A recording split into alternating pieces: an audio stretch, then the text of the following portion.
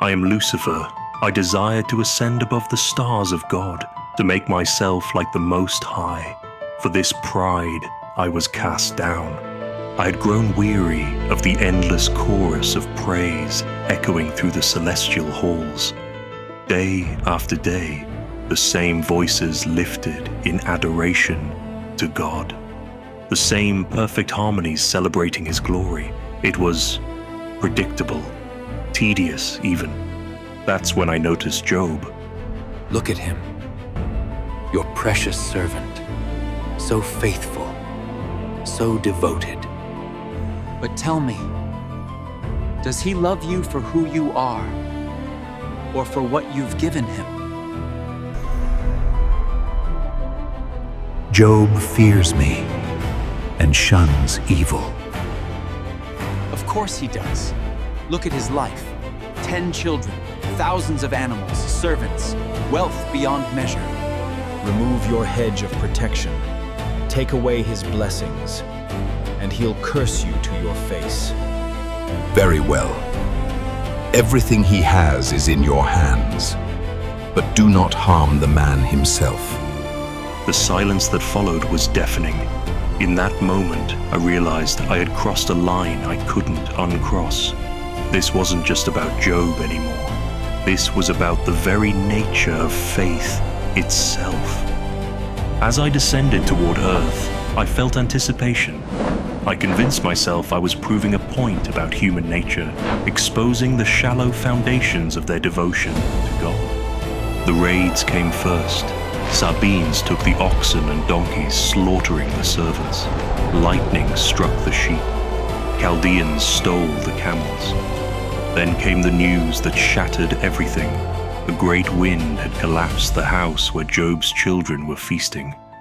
All 10 people gone in an instant. I watched from the shadows as Job tore his robe and shaved his head. This was it. The moment he would break. The moment he would reveal the selfishness I was certain lay at the heart of all human worship. Instead, he looked up to heaven and said, "Naked I came from my mother's womb, and naked I will depart." This is not what I expected. I don't understand. He praised God. I returned to the throne. My new argument against Job was ready. Skin for skin. A man will give all he has for his own life. But stretch out your hand and strike his flesh and bones, and he will surely curse you to your face.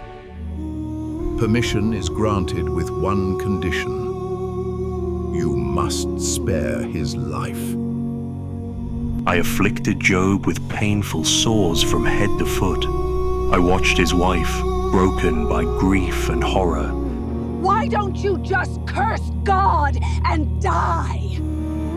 I observed his friends arrive with their own opinions and accusations, turning comfort into condemnation. But Job held firm. Even in his anguish and complaints, he never cursed the name of the Lord. He demanded answers, yes. He wished he had never been born, certainly. But he never broke the way I had predicted, the way I had needed him to break. God finally spoke to Job. When I heard it, something big changed inside me. It wasn't the big questions God asked about how He made the world, and it wasn't just seeing how powerful God is that surprised me. Instead, what really confused me was how kind and gentle God's voice sounded. It was like the voice of a father who loved his child very much and never stopped loving him, even when he let the child go through hard times. In the end, Job's fortunes were restored, doubled even. New children were born, new flocks multiplied. But I knew now that this wasn't why Job had remained faithful. He would have served faithfully even if none of his wealth had been returned. It was a lesson that would haunt me for eternity, not because I couldn't understand it, but because I understood it all too well. And in understanding, I was reminded of everything I had chosen to walk away from. The main thing to learn from the story of Job is that bad things don't always happen because of a bad thing you did. Also, people cannot know everything about why God does what he does. The biggest message is that we should have faith in God no matter what happens, and we should trust that he is in charge even when we don't know the reasons why things are hard.